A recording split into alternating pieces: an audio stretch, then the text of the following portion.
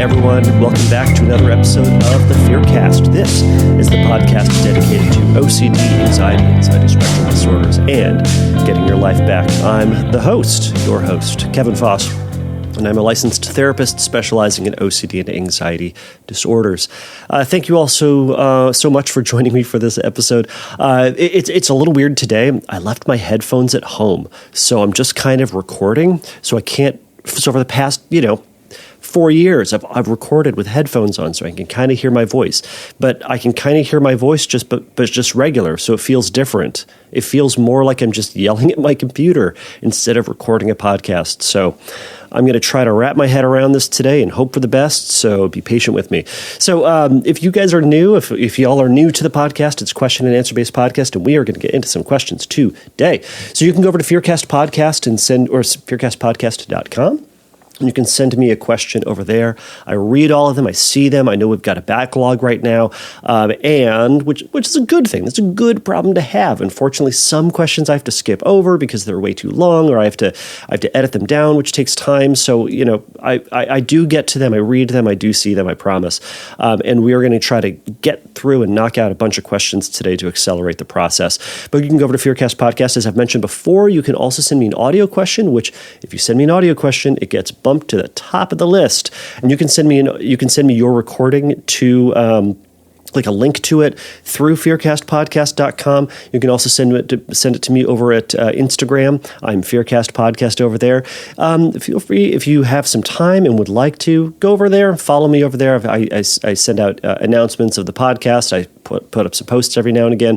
Considering starting a live Q&A on Fridays. I don't know if anybody would be interested in that, but I'm thinking about doing it. So we'll see if I get around to it or if there's any interest in it. So send it to me over there, top of the list. You get the idea. That's what I'm saying.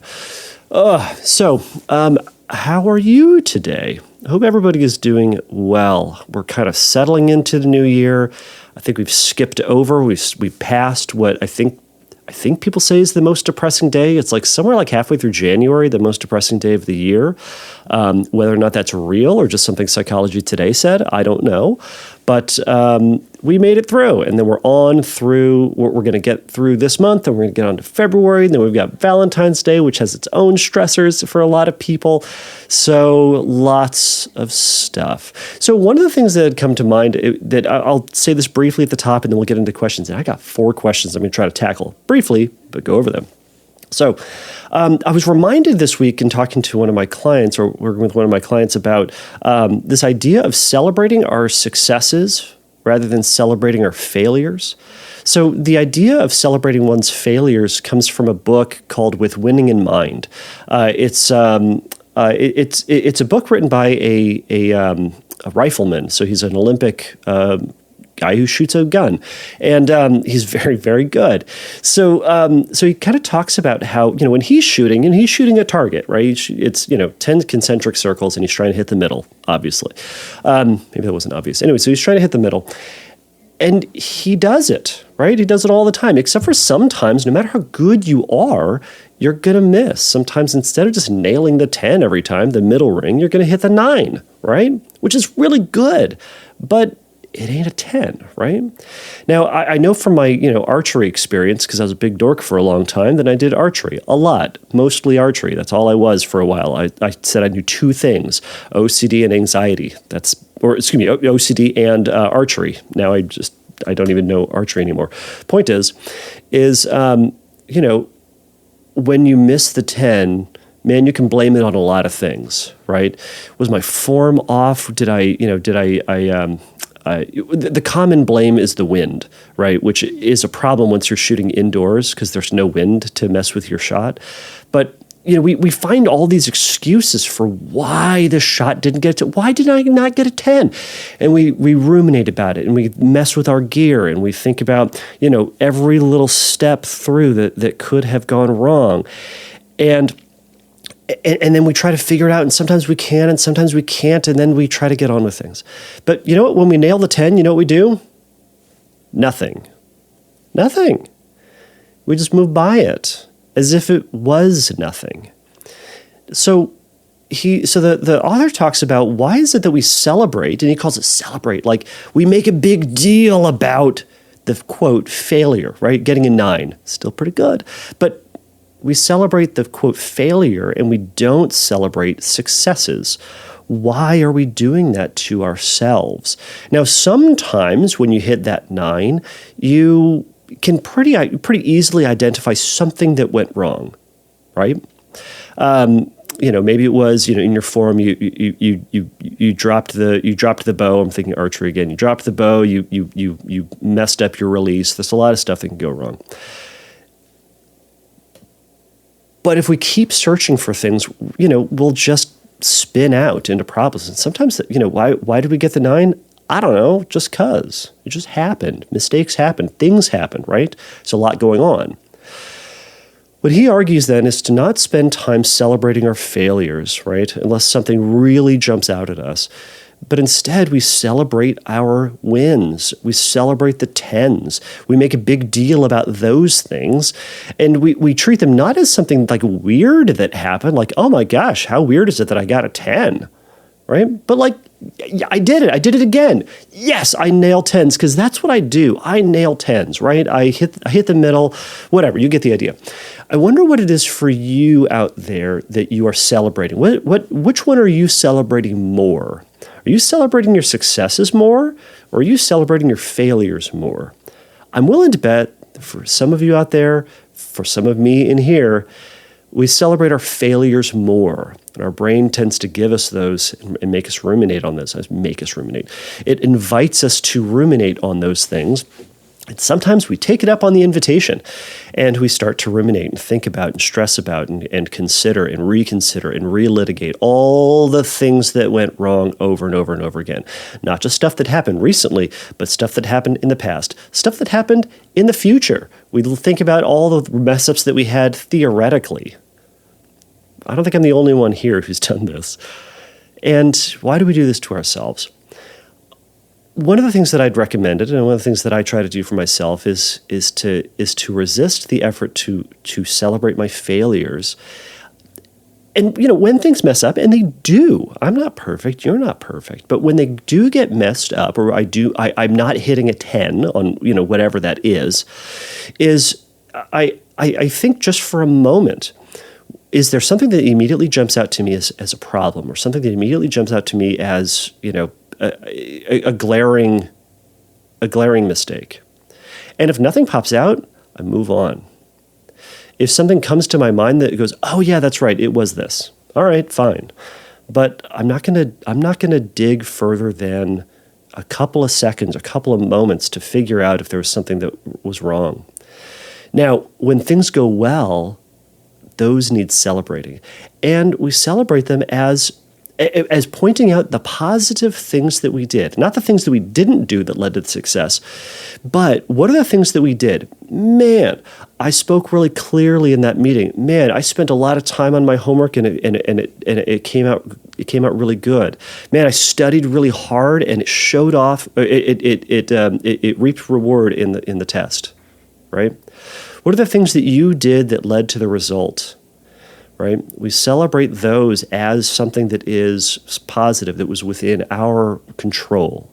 So what I would encourage everybody out there to do is to spend some time thinking about what are your successes and how do you celebrate those? What are the specific things that you do that can help reward yourself for that?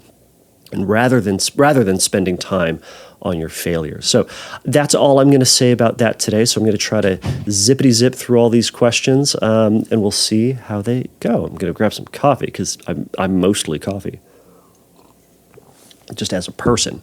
All right. So this first question comes from Rose. Rose says, "Hi, Kevin. I have a question regarding morality and rumination. I find myself constantly ruminating about moral questions, particularly on distressing illegal topics. I'm tormented of questions such as, why is it wrong to do this? And every answer I give is followed by another question or doubt. I feel like I've run out of answers, which leaves me feeling like I don't find these things immoral at all, which is distressing to me, as it feels like I could go and do these bad things since nothing is stopping me. Do you have any advice on this? I feel so confused on how to approach this. I just want to feel normal again. So, Rose, thank you so much for this question. This is a really good one. I like this. I like this one. I like talking about morality and rumination and stuff like that. So, anyways, all right. So, it's a tricky question in the sense that sometimes you can. So there's kind of the answer that I would give, like a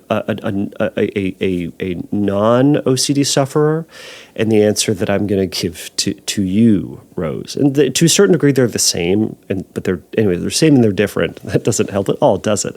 So one thing is to recognize that some laws don't make any stinking sense. Some of them we have to round up to making sense. Sometimes we have laws in life that are there just because we needed something. We needed something to coordinate the life, right? Why is it that we drive on the right side of the road in America? I don't know, because we do, right? Because didn't want to be England. I don't know. But why is it that other countries drive on the left? I don't know. Does it make any sense? I don't know.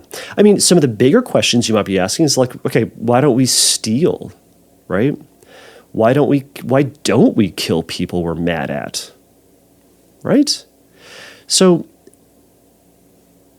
sometimes we can acknowledge some answers to it, and sometimes it's going to be outside of our ability to do so. But notice what's happening here. It says every answer I give is followed by yet another question or doubt. I think that is where OCD is latching on to you. I certainly get the interest, if it is indeed interesting to you, to consider laws, to consider why is it that this one is the one that we have, or why is it that this one is considered moral or good or right, or one that I ought to follow. But then OCD jumps in and says, no, that's not enough. Something about the answer that you provided is lacking, and you need to get back to the drawing board, relitigate, get to the top of the list, and go through all the points yet again. It's at this point you need to recognize it's OCD, and then you need to practice tolerating that feeling of the unanswered, right? And it might be this yearning feeling. It might be this draw, this pull, this urge. It might be just an empty feeling. You might feel angry at the arbitrariness. I think that's the word. Arbitrarity? That's not even a word. The arbitrary components to this, right? Or arbitrary aspects of this. So that's the feeling that you need to then sit with in not answering this question, because there is no answer that is going to fully satisfy the OCD. And it's always going to make you doubt yet again. So there's a decision that needs to be made. Why is it that I do this? It's because I do this. In other words, why is it that I follow these rules? It's because these are the rules that I follow. Now, I will say, in this decision to follow some rules, you might also decide that there are rules that you are not going to follow. And with that, there will be consequences to them, potentially, and probably, right? If you say, going 65 miles an hour on the freeway, or whatever the speed limit is wherever you are, Rose, going 65 miles an hour on the freeway is dumb. I'm going to go 120, right? Okay, go for it. There may be consequences, and you might be putting other people in danger. But again, if that's something that you don't care about, that's something you don't care about. But no, there will be consequences to it. So, that's perhaps a weird tangent. Anyway, but at some point, there is going to need to be the acceptance that you are going to run out of answers and that it's going to feel empty. So I wonder how you can kind of catch yourself when you've been given the invitation to ruminate about it, when you're given the invitation to think about the morality of things. Now, this might be something to acknowledge for yourself as a pitfall, right? That whenever your brain asks you to jump into the reason for things, the morality about laws, or the morality about certain things, because I'm picking on laws, and I don't think you actually even mentioned laws. Why do we do this? Why do we do things, I suppose? Why is it that we, I don't know, treat people with respect? Why is it that we say please and thank you? I don't know. This might be things you're worried about. But if your brain's asking, why do we do this? Well, I'm open to a one and done question, right? Seeking it, right? Google it. If you've never asked it before, talk to your friend, talk to someone who you know and trust and think knows the answer to this. Ask them, and then go with that answer. But it's that second doubt of, it doesn't feel like it's enough. I feel like I should do this more.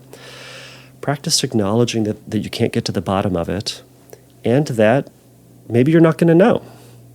Maybe you're going to be doing this arbitrarily. Maybe you're going to be doing this and doing it wrong. Okay. And then you keep going, right? The other point to this is, you said it feels like I don't have, which makes me feel like I don't find these things immoral at all, which is distressing to me, as it feels like I could go and do these bad things because nothing's stopping you. If you're fine, so perhaps I'll say that's probably the reason for the ruminations. You're trying to give yourself certainty, confidence, solid ground to anchor yourself that I shouldn't do this because I find it wrong, right? And giving yourself certainty that you're never going to do those things. We might do those things. It doesn't mean that you are. It doesn't mean that you want to. It means that you might. Even if you find it immoral, there are a lot of things I find immoral, and yet I may do those things out of necessity, out of need, out of who knows. Sometimes when I talk to folks who have this similar fear, the thing that's underlying it is this worry that they're going to be the complete opposite of who they are, right? They're going to act completely out of their character, right? And sometimes exposures to like movies like Jekyll and Hyde, or stories in that vein, or werewolf movies, vampire movies, like stuff like that, where you're like turned into something that you don't want to do, or forced to do something you didn't want to do, can be helpful. The other element is to just acknowledge that we have the potential to do these bad things, but we often choose not to. Right? It's having confidence in who it is that we are, building that confidence that historically speaking, we don't do these terrible things, and we try to be the best that we can. And we're going to see in this moment, am I going to do this act? Am I going to live in this immoral way? Or am I going to take my valued route? And we choose in moment by moment, rather than trying to decide globally that we're never going to do these things.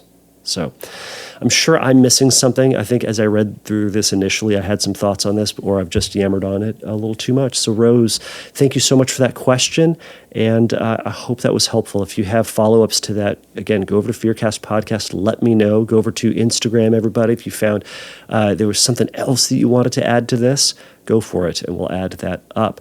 So let's find, where did I organize all of my other questions? Well, that's one of them. That's a very short one, but I wanted to talk about that one first. All right. So this question comes from Matthew. Matthew says, as someone who has recovered significantly due to ERP, books, and podcasts like yours, or like your own, I've begun wanting to give back to the community. Awesome, Matthew. He says, there's just so much bad information and reassurance seeking on so many message boards, but the path to becoming a specialist seems very daunting and a lot of schooling. It is. I'd be hesitant in doing any sort of media without specialized credentials. We're seeing OCD specialists, with 6 months to a year-long wait list, and was wondering if there was more people. Oh my gosh, I can't believe it. Reading is hard today, everybody. I was wondering if there's more people like myself who's been through it, could do, or what, I think there's a word that's missing. Anyways, he wants to know what he can do to help others who are struggling. Thank you, Matthew. Thank you for your patience in my not being able to read today. Let me leave all this in just to show that, I don't know, I make mistakes. You're like, yeah, we've heard it. Anyways, so Matthew, first off, awesome that you've made significant progress. That's huge. And I'm glad that you were able to find help through books, ERP, and podcasts, right? So there's a ton of good information out there. And Matthew, man, you are right. There's a bunch of garbage information out there. And I see this all the time. I'm on a couple of Facebook forums for OCD. I see it on the OCD subreddit. It's nothing but not nothing, but there's a lot of reassurances from people who care, who don't want to see, don't want to see other people struggling. So naturally, they want to give them an out. And you know what? It feels a lot more compassionate to just give them the answer, give them reassurance, give them as much certainty as they can lend them. But unfortunately, it does them no favors, no real favors in life, because it doesn't give them encouragement to do what you did, Matthew, to do ERP, to resist the compulsion. Number one, it's to resist the compulsion. So anybody who's on boards, please take those all with a grain of salt, and try to hone in on the people who are offering a consistent voice amongst themselves that are pushing you towards facing the fear and resisting compulsion. Follow those voices. So that's all I'll say about that. So Matthew, yes, you are right. To become a specialist in OCD, there's going to be a lot of schooling. I think at the bare minimum is likely, if you're in America, is likely to be a 2-year graduate program to get a master's degree in clinical psychology or social work, and then so there's that. And then you have to get specialized training because your master's program will teach you nothing about OCD. Trust me. They talked about OCD for about 20 minutes in my program, and my wife has a doctorate, so she went to school for 6 years, and they talked about OCD for like an hour. So you're not going to get... So all of my training came afterwards through my internships, and you can go through... And so my California license required 3,000 hours of work with people before I can be licensed, and the vast majority of that was in OCD work. Anyhow, so Matthew,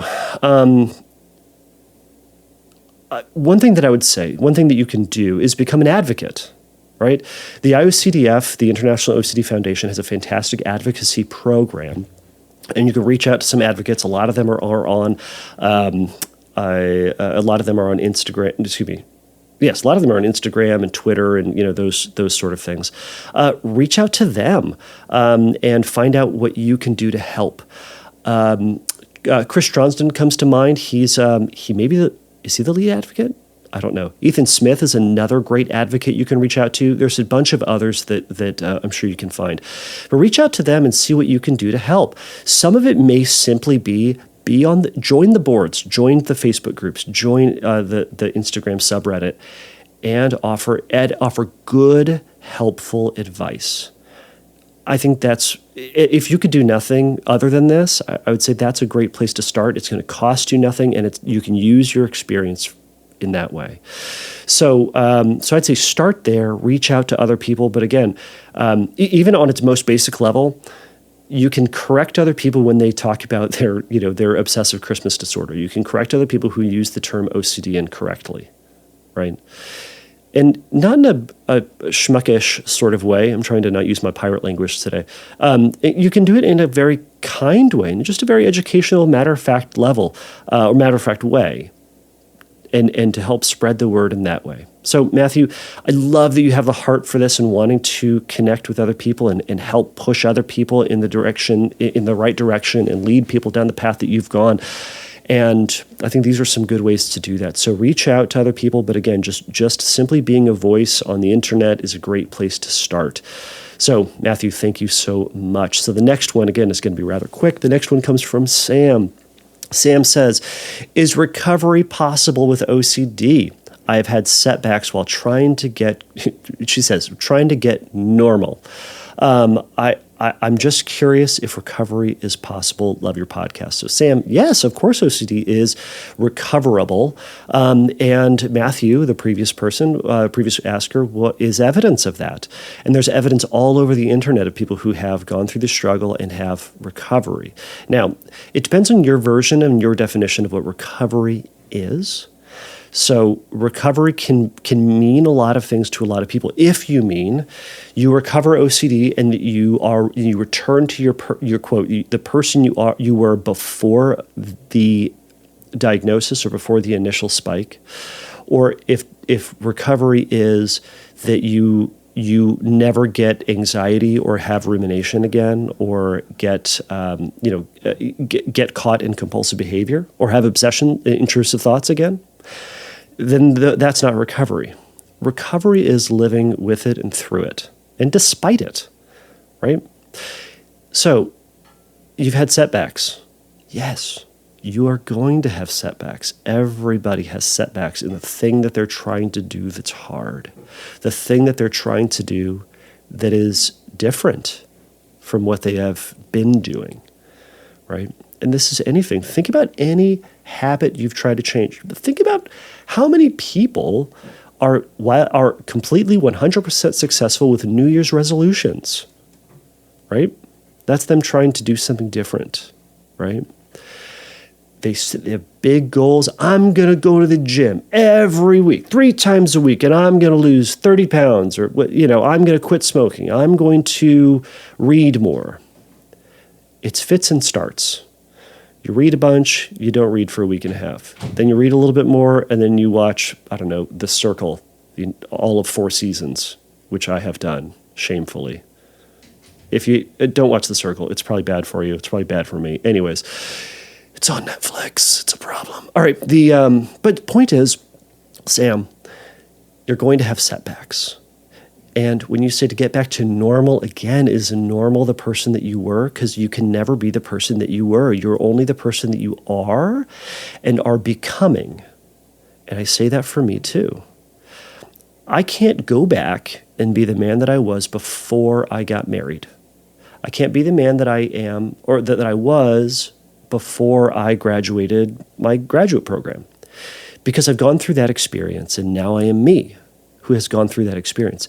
Sam, you are going to be you who has gone through OCD. And you are going to be you who is going through the process of OCD recovery. Give yourself the grace to be you.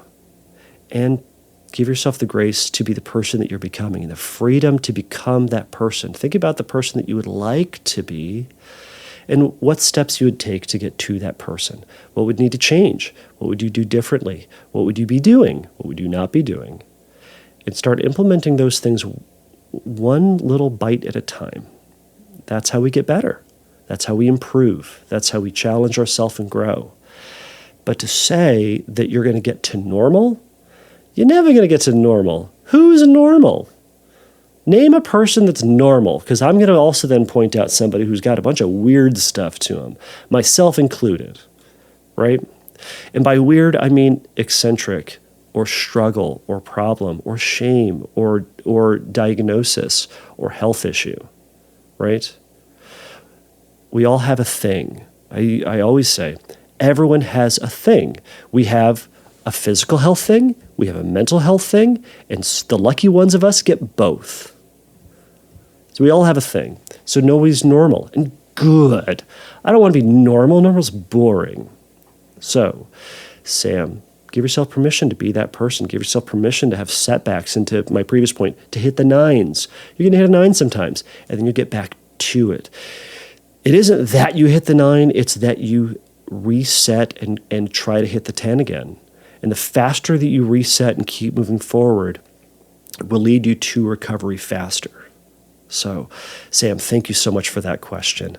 All right, the last one, it might be a little heavy, but this question comes from Stacy, and I'm going to just drink my coffee out again. Okay. All right. So this last question comes from Stacy. Stacy says, "Love your podcast. Maybe this can help another. So, after my miscarriage and my husband didn't want to try again for another child, I developed behaviors of avoidance of any reminders of pregnancy, rumination, research, and became fixated on running out of time and trying again, and that healing for me was trying again, and there was no other way. I'm working with a therapist to let go of the guilt and shame I felt after my pregnancy loss as missing my last chance. It also developed in me, it also developed into feeling not good enough, moral scrupulosity, just right OCD, health anxiety, and real event OCD, rumination, and intrusive thoughts. How can I let this event go and live in the present and not in the past and the distress and discomfort of reminders of all the feelings to not trigger, and all those feelings to not trigger and distort my life? I avoid parties and events and anything that brings the discomfort. I was diagnosed with OCD after a full assessment, and I never imagined OCD because of the media stigma. And I just thought I was too sensitive and not able to let go, and it was just normal anxiety that I always had. I have a beautiful family and that I love and cherish, and so I would like to be present in the now and not that event. Thank you for what you do. Stacy, thank you so much for this question. Thank you for your vulnerability in sharing this. I'm so sorry you've gone through all of that. Miscarriage and all the things that come with that can be overwhelming, to say the least. And it can send someone into a spiral, and it sounds like it has. I'll say I'm glad that you are working with a therapist and working with this to move past and to keep moving past this. As someone who struggled with infertility, I know what that feeling is. It's different. I recognize it's different. And our struggle was different than yours. But that feeling of loss is real. That feeling of pain is real. That's all I'll say with that. So, how can you let this event go and live in the present and not in the past? One of the things that I would recommend doing is patiently and compassionately recognizing that you're in pain and that it hurts and that it will pass. The memory, though, probably won't, and the feeling may never fully go away.